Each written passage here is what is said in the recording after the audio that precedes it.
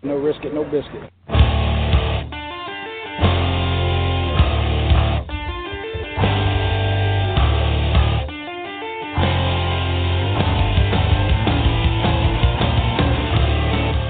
Coming from the Arizona desert, presented by SBNation.com. For Arizona Cardinals fans, by Arizona Cardinals fans, with outsider and insider's perspective, this is Revenge of the Birds.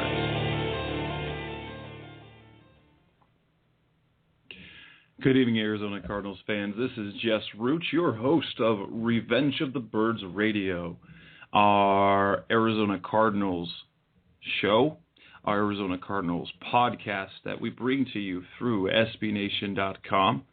And here we are on a Thursday night. By the time you're listening to it will be Friday, maybe Saturday, perhaps maybe Sunday morning.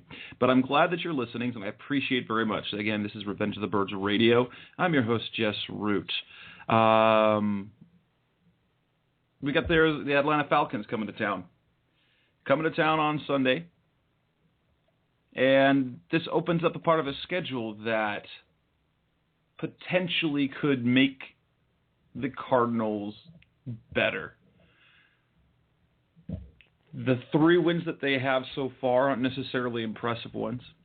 Although I will admit that Carolina win that they have, it looks better and better as they are now 4-3 over 500 for the first time since 2008. Some could say they really haven't recovered yet from the playoff loss to the Arizona Cardinals during those playoffs that year when Jake Delhomme just fell apart. They beat a Detroit Lions team that's been sometimes good, sometimes shaky. And then they beat the Tampa Bay Buccaneers, which really isn't much to say since everyone has beaten them this year as they now are on 0-7. But we face the Atlanta Falcons now. The 3-4 Arizona Cardinals face the 2-4 Atlanta Falcons. And, well, we've got a treat for you. And so let us bring on our guest that we have tonight. And here on Revenge of the Birds Radio, we're going to welcome Dave Choate from the Falcoholic.com, which is our Atlanta Falcons SB Nation team site. How you doing tonight, David? Doing well. Thanks for having me on. I appreciate taking some time this evening to talk some Atlanta Falcons football with us, as we will be as your team will be here in town facing us. Tell us a little bit. What is, if you had to sum it up, what is the state of the Falcons right now? I would say damaged but hopeful. Would probably be the best way to put that. Damaged but hopeful. So, obviously, what were expectations coming into the season? You know, I think we all had very high expectations coming into the season, and I think you look at how close the team came, extremely close to making the Super Bowl just a year ago. They dumped Michael Turner in favor of Steven Jackson. They went a little bit younger, where John Abraham used to be, Osi Umenyiora. They drafted a talented young cornerback. So I think we were all thinking they were in for another deep play, but it didn't work out that way. Now, a couple of wins into the season. The hopeful part, how hopeful is it? Hopeful as in we're still going to make the playoffs, or that we're going to catch the Saints, that we can salvage the season looking to next year? What is the hope at 2-4 right now? I think the hope at 2-4 is at this point, honestly, it's the final wild card spot, and I think you're going to be hard pressed to catch the Saints unless they're a little bit of a mirage and they're not going to be this good.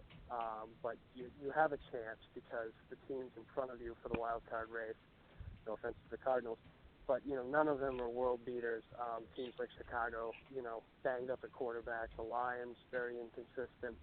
So you have that glimmer of hope that maybe you can make it as the final seed, and then from there, who knows? But I think short of that, the expectation is just finish as strong as you can, see what you have with your young guys, and load back up for next year. All right. Now, obviously, the offense is a bit banged up. The team's a little bit nicked up. The Cardinals are a little bit banged up as well. What is the injury status with the Falcons right now? It's a pretty grim list. I think Steven Jackson's coming back to practice, but I don't necessarily expect him to play. He's been slow to come back. Roddy White could be out again. Julio Jones is gone for the year. Even though he wasn't playing well, Sam Baker, the starting left tackle, is out. So this is a banged-up football team. They could potentially come into Arizona without their two top receivers, without their top running back, and it's forcing them to be a little bit more creative, which I actually think is a good thing in the long run. But yeah, I mean, you feel those absences. So, Dirk Cutter, we experienced him out here at Arizona State, and honestly, he wasn't really well liked by fans or the media. It really kind of ran a mediocre at best program out here, but has had some pretty good success, especially with the offense out there. How pleased are Falcons fans with the coaching and the play calling of Dirk Cutter out there? I would say, it's sort of a mediocre feeling here, too. I think, a year ago, even though the offense was very good, I think there was a lot of question of how much of that was Dirk Cutter, how much of it was just Matt Ryan and the receiving options he has. And then again, this year, I think, you have to give him a lot of credit for the way he game planned against the Buccaneers. But it's always felt like this team has a problem getting an offensive coordinator who really takes advantage of the fact that this is an explosive offense with a lot of weapons. Obviously, that's no longer true, but it was true for a long time. So I think there is some frustration with Cutter. This guy could do better. I could do better. Of course, you always hear that one. And it's never true. But, so I think that he's fairly well-liked still, but there's definitely a lot of grumbling about what he's been able to do versus what he hasn't been able to do. Okay, Matt Ryan as a quarterback, obviously he's been very good over his career, but at the same time frustrating as other quarterbacks. Joe Flacco's got himself a championship. He hasn't quite taken the team over the hump. What do fans think of Matty Ice these days? Obviously, at the start of the season, at least statistically, 14 touchdowns, 4 interceptions. That's really quite good so far compared to, hey, we've got Carson Palmer over here throwing 13 interceptions in the first 7 games. How much faith do people still have in Matt Ryan to be able to take them to where they want to go? I think, kind of perversely, they have more faith now than ever. And I think, a year ago, the frustration for me was seeing how well Ryan played against the 49ers. He had just one bad pass, basically, that was picked off. But he had just a fantastic effort, was let down, I think, by some mistakes by the defense. And a lot of people were hanging that on Matt Ryan. He still can't win the big one. There's always a new hurdle, I think, to clear. But I think this year, with the injuries and just seeing what Ryan's been able to do with this offense, the quality of play from him, it's been exceptional. I think it's making people realize, okay, this guy isn't just his weapons. He isn't just a guy who, wins because he's got Michael Turner, he's got Julio Jones, but this is a really great quarterback in the prime of his career. So I think, the faith in him is getting stronger and stronger. The faith in maybe the coaching staff, the defense, all these other areas is maybe not so strong. And it's really interesting how that frequently happens, is how when you're really close to the situation, you don't see how good he really is. On a national level, before the season, I kind of put together my ranking from 32 to 1 of quarterbacks I would use to start a team. And I had Matt Ryan in the top 10, if anything else. I consider him an elite quarterback. Well, he runs one of the most prolific. He's been at the helm of one of the most prolific offenses the last few years. You don't do that without being a great quarterback. So fans are connected at the hip with Ryan for long term, and I don't remember, has he been re-upped yet, or is he due for that? He just was re-upped over the off season, so he's here for the next I want to say 6 years. Boy, I should know that off the top of my head. 5 or 6 years. I honestly should have done that. I just thought of it right now, but the concern that we have over out here on this side of the country, I mean, we see some of the highlights. We see particularly out Arizona Cardinals fans are going to be shaking in our boots because apparently this is what everyone thinks. We all wear cowboy boots out here in Arizona, but Tony Gonzalez, probably the greatest tight end we've ever seen ever in the history of the NFL. And one thing that the Arizona Cardinals just cannot seem to do is stop anybody's tight ends. How good is he going to be this Sunday? And is there anything the Cardinals can do to stop him, even if they're missing Roddy White and Julio Jones? I think, you got to look at it as Tony Gonzalez is the best weapon on the field, and I think the Tampa Bay Buccaneers a week ago kind of showed the blueprint for stopping him, and I think teams have been doing it all year, and it's a combination of double-teaming him and really kind of borderline committing a penalty on every single play with the contact. You really have to be able to knock him off his routes early. You have to put multiple guys on him. You have to put a quality cornerback on him. Treat him like the Patriots treated Jimmy Graham a couple of weeks ago. And that's essential because he's so good. He's so good at running routes, really, that you have to have the coverage in place to stop him. And I think if Roddy White isn't coming back for the Falcons, Harry Douglas did burn the Buccaneers a week ago, but they also didn't put Revis on him because they're the Buccaneers. So I think, what you need to do, if you can cover Tony Gonzalez with the group of corners you have, you take your chances on everybody else. So I think if you make him the priority, you can hold him to a reasonably quiet day. Do you think that Patrick Peterson should be the guy to line up against him, or would he struggle with the type of player that Gonzalez is?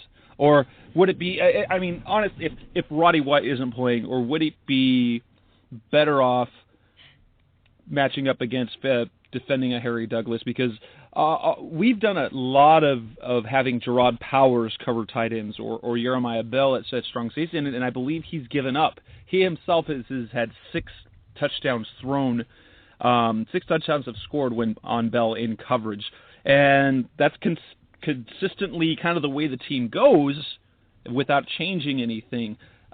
Is there any one player that if you were running the Cardinals defense that you would match up against Tony Gonzalez, assuming neither Jones nor obviously Jones won't be there, but that Roddy White won't be there as well? I'd put Peterson on him, and I'd say, maybe it doesn't work, but I think, it's kind of like to use a really poor analogy, it's kind of like the narrow-mindedness that some teams have with their closers in baseball, where this guy is a specific role, and you have to put him in the specific role, or he won't excel. It's one of the great unwritten rules. Blah blah blah. So I think that teams should be looking at throwing their best cornerback on the best receiving threat on the other team, regardless of whether that's a tight end or not. I think Peterson, I have a tremendous amount of respect for him. I think he's already one of the best cornerbacks in the NFL. And if you look at the Falcons' receiving options, you say, well, Tony Gonzalez is very clearly the best receiving option. Let's put our best guy on him. So I would try to defend him with Peterson. Absolutely. Okay, so Roddy White might be out. Steven Jackson might not be back yet. Julio Jones is out. Outside from Tony Gonzalez, what players will be watching? Who will be the big contributors offensively outside of Matt Ryan, of course? Who is he going to be throwing the ball to? And who will be running the ball most of the time? And how good has that been? Well, from the ground game perspective, you're looking at Jaquiz Rogers and Jason Snelling, and neither of them have run the ball that well. The run blocking up front has been horrible. I don't really hold them fully accountable for that. I think neither of them are elite running backs by any stretch of the imagination, but I think behind a more capable line, they could get 4 yards a carry. But they're just not quite getting it done on the ground. Now, what's interesting is, if, let's say you take away Tony Gonzalez, they'll be looking for Harry Douglas. They'll be looking for undrafted free agent rookie Darius Johnson, who just picked up 2 catches a week ago.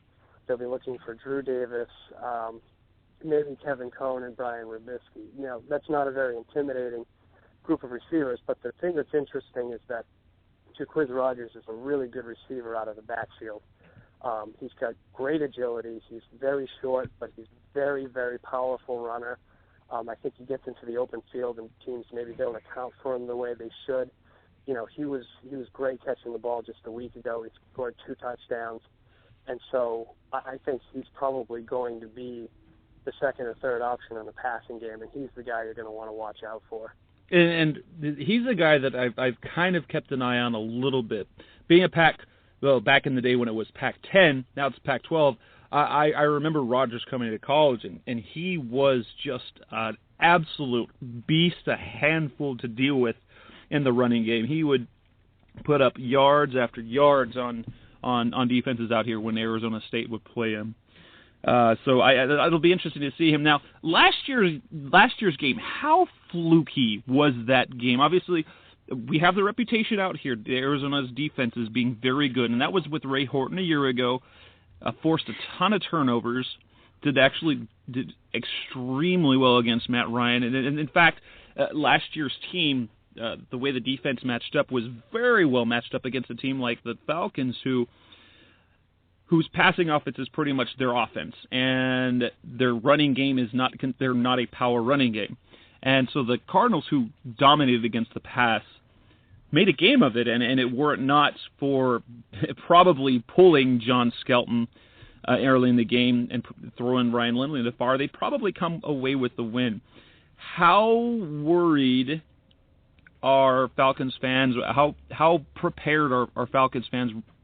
Prepared are they for facing a similar type defense again this year? Now, I will say that this year's version has not been nearly as stout against the pass. Again, tight ends have given them fits, and they've been good at aside from the tight ends avoiding plays down the field. But teams have been able to dink and dunk with small intermediate passes just right down the field. What worries, or what is the talk out of your side of the country about the Arizona defense? You know, I think everyone respects it, as they should. I think, you know, there's a lot of good defenders on that defense. I was looking to put together an article about, you know, which Arizona Cardinals would you want on the Falcons, and my list was pretty much all defense. So I think we're all real cognizant of it. I think a year ago, you know, certainly nobody's taking this defense lightly. We saw what happened with Matt Ryan. But I will say, I think that this, you know, the injuries kind of perversely work out better for the Falcons, because they are going to need to get it done. They are going to be throwing a lot of short passes. They're going to have to target the tight end. So I almost feel like, you know, that the medium to deep passing game that they would favor, you know, last year when everybody was healthy, you know, that gives you more opportunities for these talented guys in the secondary to force some turnovers. It gives Matt Ryan more time in the pocket, which can be a bad thing. He's got the blitz coming. So the fact that he's going to have to get rid of the ball very quickly, make things happen that way, I think might work out a little better for the Falcons. I think it's not going to be a great passing game for them, but I think it'll be hopefully enough. Now, defensively, one of the shows I watch has been pretty critical. One of the shows, I'm not sure if I should admit this, one of the shows I really enjoy watching on ESPN is Highly Questionable with Dan Le Batard and Bomani Jones. Bomani Jones, very familiar with the Atlanta area, follows Atlanta sports, and basically says, Atlanta, if you can't pass on Atlanta, you can't pass on anyone. However, you look at the defensive rankings overall, you're looking at the 17th ranked overall defense, which is, in yards, is right behind Arizona. And in points allowed, they're actually better than Arizona. What are the strengths of the Atlanta defense, and should we be able to pass the ball? Should we be able to run the ball? Our offense really hasn't been able to do much of anything overall consistently. So just kind of interested with what type of game will we be seeing? What do we see defensively? With John Abraham gone, what is the pass rush looking like? Give us a sense of that defense. We'll start with the pass rush. There isn't one. Spoiler. This has been a team that has struggled to rush the passer for years, and it really hasn't gotten a whole lot better this year. I think some of the guys individually, Osi Umenyiora's had some big games. Malachi Goodman, just a week ago, he's a rookie left defensive end, big, powerful guy, was consistently getting in the backfield, even though he wasn't able to close it out with any sacks. So, most of the pressure is coming from the interior, with Corey Peters and Jonathan Babineau are pretty good. And it's coming from the linebackers, the corners, when they're blitzing those guys. So it's not a great pass rush. I fully expect to see plays where Carson Palmer can sit back for 10 seconds if he wants to and look all over the field. So that's not really how the Falcons are going to do it. You are overestimated in great form the Arizona Cardinals offensive line. So you might not have much of a pass rush, but the offensive line has been the source of many, many struggles for many, many years. I think it's going to be interesting to watch because every time this year that the Falcons have been matched up against a subpar offensive line, the Jets game, we were like, great, they don't have a great offensive line. They're going to go get Geno. The pressure's going to force him to make a bunch of turnovers. And then he has the best game of his career, and they get virtually no pass rush. So, it's really a race to the bottom here, I think. But the rest of the defense, it's really banged up. They're missing guys. Mike Nolan, I think, has had to simplify what he does to some extent because of that. The linebacking core is in rough shape right now. They just signed Thomas Howard off the street, a year removed from an ACL injury because they're down to 2 undrafted free agent rookie linebackers in the starting lineup, and Omer Gaither, who has not been a good linebacker in a couple of years at least. So, the linebackers, there's some talent there with the young guys, but they're not scaring anybody. I actually think, even though the numbers don't bear this out, the secondary's been the best part of the defense. They've got some good young cornerbacks. Desmond Trufant is an early favorite, I think, for Defensive Rookie of the Year. He probably won't get it, but he's been very, very good wherever they've lined him up. William Moore is one of the best safeties in the league. So the problem, I think, has been, while they've been pretty good at covering, they make mistakes, they allow third downs, and they don't force a lot of turnovers. So when you take it all together, you're looking at a pretty mediocre defense. And so I think the only thing they really do well is stop the run, and that's the part of the game that I'm not worried about at all. I don't really know that you guys are going to have much success moving the ball on the ground, but I do worry that they can't get a pass rush. Maybe Carson Palmer taps into the fountain of youth a little bit and has a really nice day. So do fans lament the loss of John Abraham, or was he seen as like a good time to go? Is he over the hill?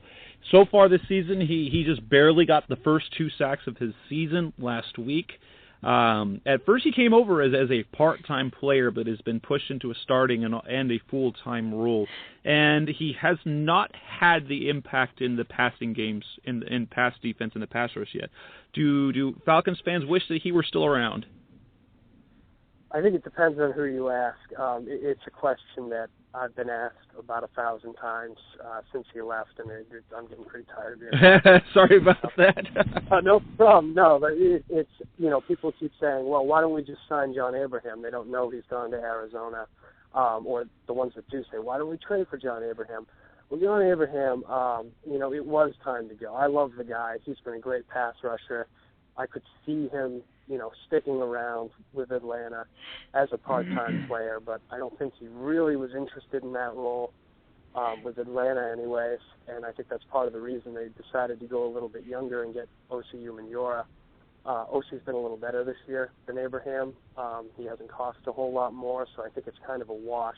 But there are a lot of people in Atlanta who justifiably love John Abraham and want him to come back, and I think all of the free agents or cuts that the Falcons let go this offseason, aside from Dante Robinson. People are pining for them to come back, and I think it's because, we're a 2-4 team, and we weren't a year ago when we had these guys. So I think Abraham is missed, and I'd say a fairly sizable minority of the fan base would like to have him back. All right. This is actually the first game in the season in which Arizona is favored by Vegas. How do you see, as a kind of prediction time, how do you see this game playing out? And if you had to pick a score, finale one, can Arizona win? Can Arizona cover? Or is it going to be all Falcons? Is it going to be hard fought out? What are your predictions for this game? I think it's going to be a hard-fought, close game. I say this every week. I don't think the Falcons know how to play a different kind of game, particularly with the injuries they have, and the mistakes they tend to make. I think that, Arizona defensively can stay in the game. I think they can force some mistakes from Matt Ryan. I think that offensively they'll have a better day than I think people might be inclined to expect. I think the Falcons will probably win this one narrowly, something like 27-21. But I expect it to be an extremely close game. I don't expect it to be resolved until the end because, A, that's just the type of game that the Falcons have been playing. And B, I do think that Arizona, there's clearly some flaws there. Carson Palmer's had a rough season, but I think you've got enough talent to make it a game. And absolutely, I could see you winning. But that's my prediction, 27-21 Falcons. All right. Arizona Cardinals fans, that was Dave Choate from thefalcoholic.com. Dave, we really, really appreciate your coming on this evening. And, well, anything else for the good of the cause? Tell Arizona Cardinals fans, how can they follow you guys other than visiting the website, The Falcoholic? How can they get a hold of you on Twitter? You'll find us on Twitter at The Falcoholic. You can also find us on Facebook at www.facebook.com/Falcoholic. Great. I appreciate your time. You have a wonderful evening, and we'll talk to you later, Dave. Thanks a lot. And again, that was the Falcoholics. David Choate from SB Nation, just like Revenge of the Birds is from SB Nation. And that's some great insight that we got from Dave tonight. Interesting thing. What stood out to me about that interview is he really does not have any confidence in the pass rush, which is interesting. Because they picked up Osayi-Umenyiora. And actually, despite their supposed lack of a pass rush, I am a little bit worried about that matchup. He says he's been a little bit better than John Abraham, but statistically he has been. Umenyiora, he's got 4 sacks on the season. All 4 of those sacks came in 2 games where he had a pair each. He has been on 20 tackles. He's and kind of been the thing that he's been very good for his entire career has been creating turnovers. In those 4 sacks, he's also managed to force 2 fumbles. He's also picked off a pass, scored a touchdown on it, and so he's been okay. So I have a hard time saying that they have no pass rush, but this, if that is the case, that's a really, really good thing for the Cardinals. Is their one really glaring issue has been protecting Carson Palmer. And we've seen that when Carson Palmer has confidence in his ability to step into throws and make them, he can be effective. When he's worried about getting hit, when he's mind you, Carson Palmer has been nothing like Kevin Cobb under pressure. Carson Palmer knows where to go with the football, knows what he's supposed to do. However, his accuracy is lost as he can feel the pressure and does not step into his throws, and so the ball sails. Just look at the turnovers. He got 13 interceptions, and truthfully, it would not be surprising to see him catch Eli Manning or throw at least one. But here's where this Falcons team is going to be interesting. And I talked to Dave about it. And it was that matchup with Tony Gonzalez.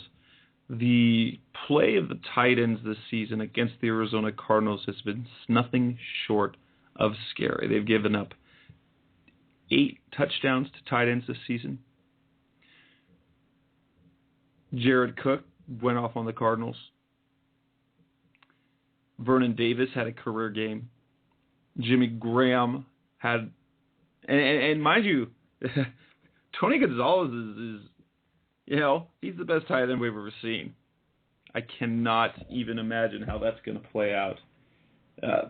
So far this season, Tony Gonzalez has 35 receptions for 369 yards and 3 touchdowns. That's it's doable. He did say that the Buccaneers kind of did it. Now, granted, that was in part, you have to look at it how they didn't have any other passing options. Julio Jones done for the season, Roddy White out. Last week against the Buccaneers, Gonzalez ended up with two receptions. That's it, 2 for 30 yards. And I think that's a pipe dream, honestly. There is nothing about the play of the tight ends or the play of the Arizona Cardinals defense that makes you think that can happen. And based on what I've heard so far from the media, from Coach Arians, is the notion of perhaps Patrick Peterson lining up and perhaps maybe covering Tony Gonzalez, as I just put out there, and David Choate saying that probably would be the smart thing to do. It doesn't sound to me that that's going to be the case. Just as an inkling, I get the feeling that Harry Douglas will be Peterson's assignment, as they were treating him as the number one. So it'll be interesting how they go about defending Gonzalez. They really have not done a good job, aside from one half, and that was the second half in the Carolina game. Greg Olsen had 5 catches for 79 yards in the first half, and then didn't have another catch the rest of the game. So something changed. I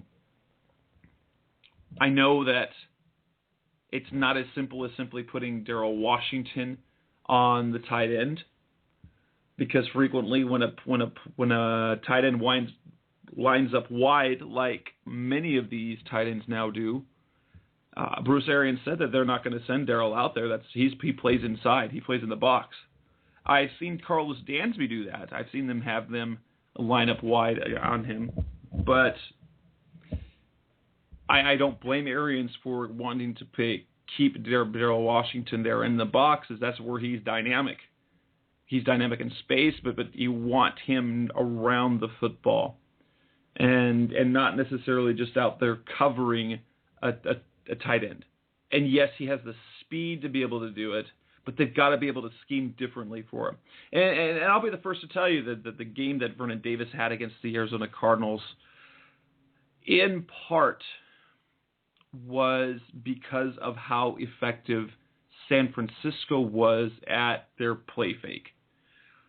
On 3 of his receptions, and all 3 of them happened to be down the field for big plays, the Cardinals had 8 men in the box, not just a defensive back in the box. Their support, they literally had 4 linemen and 4 linebackers. And so they were playing the run hard. And on a couple of those plays, Colin Kaepernick was simply very good, executed the play very well, and exposed the play down the field because of the ball fake to Gore. And it had the defensive backs biting. And if you do that, if you're expecting the run and they play fake, and the secondary bites on it, game over. You've only got 3 guys back there in coverage, game over, and that's pretty much what happened. Do they bracket Gonzalez? Do they do anything extra You would think, because obviously Gerard Powers one-on-one, Jeremiah Bell one-on-one hasn't been good. It hasn't worked. Now, we're now at the point of the week where we can start thinking of who might be playing. Roddy White does not look like yet that he will be a guy that is able to play. That's my gut feeling based on just what we've seen on the injury report. He has yet to practice this week. Steven Jackson had his first work this week. He's been limited both days. However, out of the words of the man himself, he himself said that he's going to play, and that will bring a familiar face back to University of Phoenix Stadium. Cardinals fans know a lot about Steven Jackson. He's been playing the Cardinals for an awful long time, as he was a member of the Los Angeles Rams. What am I doing? I can barely remember the LA Rams. Okay, the St. Louis Rams. Will they become the Los Angeles Rams? That's a question I don't know. But my last recollection of the LA Rams was my old Tecmo Super Bowl game when they had Jim Everett at quarterback. So why Los Angeles came up rather than St. Louis is beyond me. Getting back to the game. So they get their starting running back. They'll go back with Steven Jackson, with Jacquizz Rodgers jumping into the reserve role, which he is better suited for. They are getting a little healthier. Obviously, they don't have Julio Jones. Roddy White, it's be interesting to see if he plays. And I'm really interested in how's Matt Ryan. How much does Matt Ryan have the 2012 game in the back of his mind? Whether it is worried, maybe fear, or if that game eats at him. Because he is a very, very good quarterback. Now, take it with a grain of salt. We've heard a lot of hyperbole from Bruce Arians since he was hired on, but he said he's the closest thing to Peyton Manning that there is. And that's really high praise. But again, Bruce Arians has made a lot of noise. That wasn't necessarily what we wanted to hear. Again, rehashing this a little bit. Levi Brown, elite. Bradley Sowell, an outstanding young tackle prospect. Okay, undrafted guy. We can call that an excellent prospect, and his play has been far from that of an excellent prospect. He's a fighter, yes. I'll give you that. He puts his heart into the game. Darren College, when he had his fractured leg in the preseason, we're lucky that it wasn't a fracture, just nerve damage. 2 weeks later, what do we know? Yep, it was a fracture. So, Bruce Arians, coach speak. Nothing wrong with it. Every coach does it. Talk up your opponent. Give them the respect they deserve. I like it. I do. Matt Ryan is very good. Now, 2-4 Falcons. You on paper, you think, Cardinals can win this. That offense has got to show up. What the stat is, so far this season in 7 games, the Cardinals have scored 14 first-quarter points. The Falcons have 41. That's a bit disconcerting. They start fast. We don't. And what you do to combat that? Heck, I don't know. Is it a more of a commitment to the running game? Well, you'd think so, because in every single drive that they have scored a touchdown, and they're much better at running the football.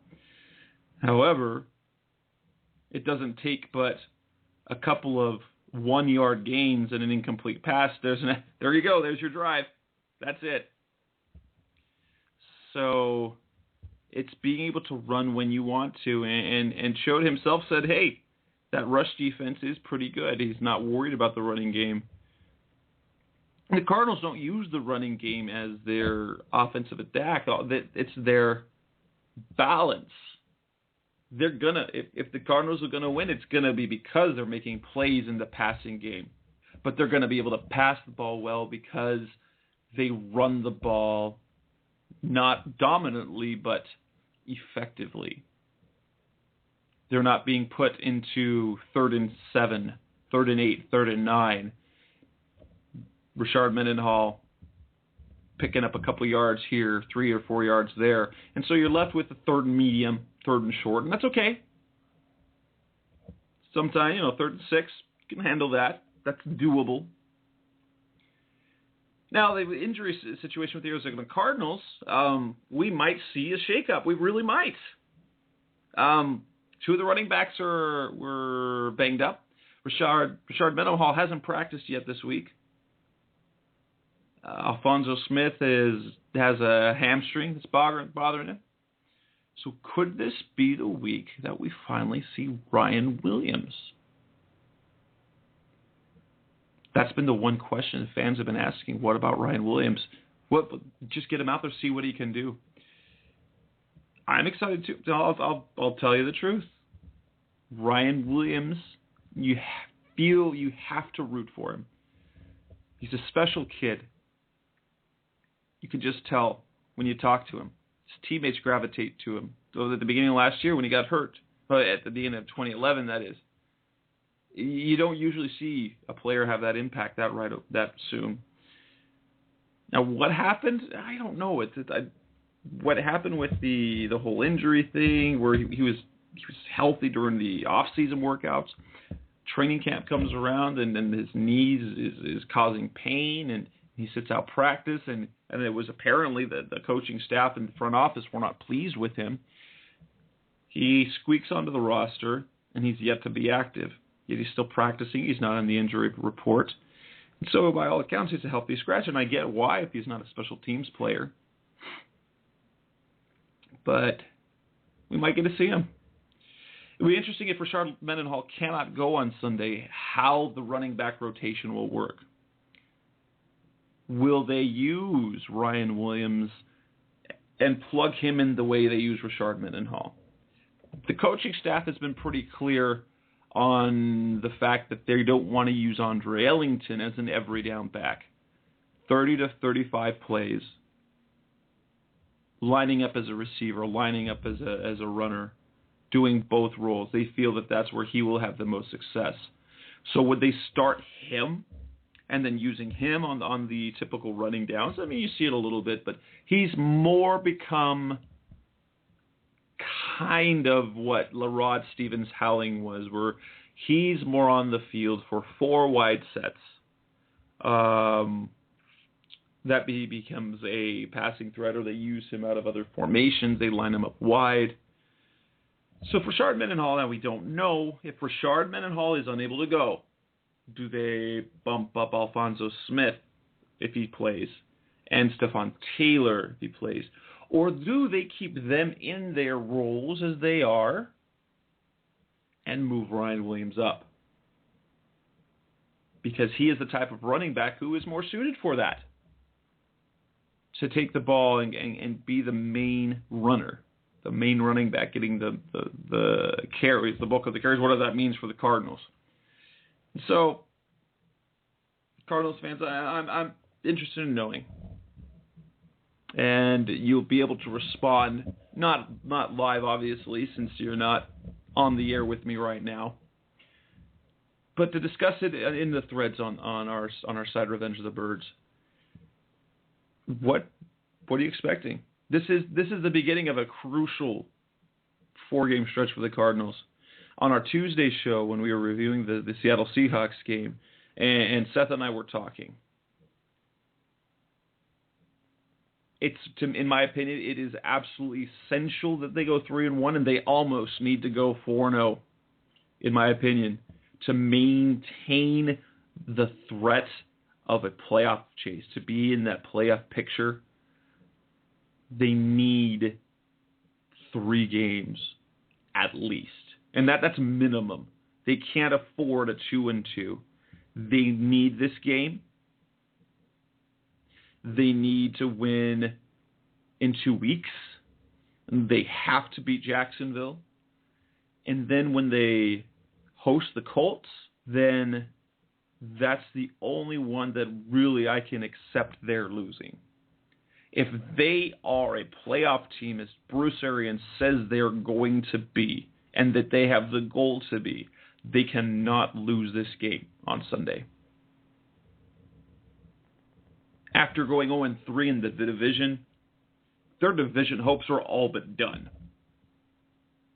Yes, I expect them to pick up a win at home against St. Louis now that Sam Bradford is out for the rest of the season. But can you go into Seattle and expect to win? No. So at best, you're getting 2 wins in the division. That's not going to cut it.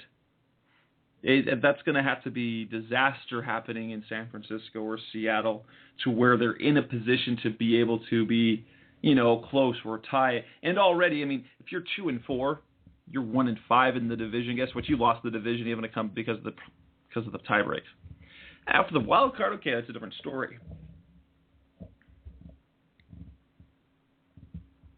But I can't stress this enough. The Cardinals have to win this game. They have to. If they're going to contend for a playoff spot, they cannot lose this game. Now, what's going to happen? This is actually, I have no idea.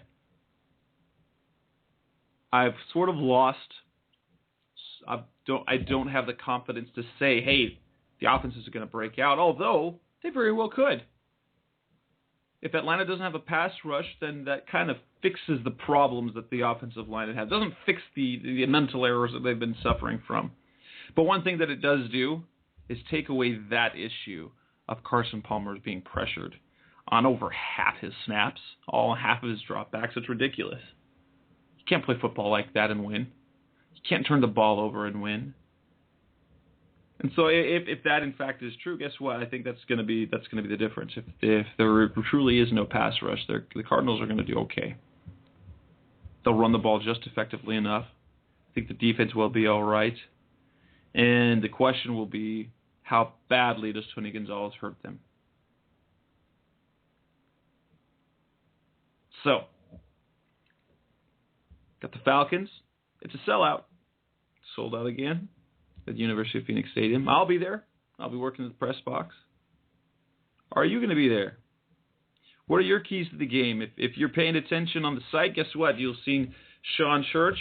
He, for Friday, will have posted and published his keys to the game. His 3 keys to victory. Be on the watch for the What to Watch, Seth Cox's Sunday morning post of what to expect offensively and defensively.